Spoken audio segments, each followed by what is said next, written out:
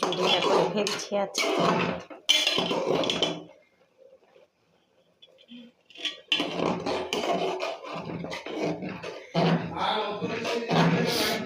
আর বেগুনি করব, ফুলকপি আলু বিনস ভেজে দিলাম।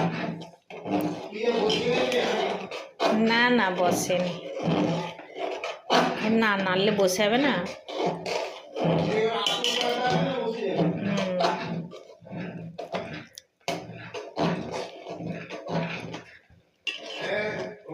ঠান্ডাতে তো কার খেতে ভালো লাগে খিচুড়ি জানি না, আমার তো খুব ভালোই লাগে।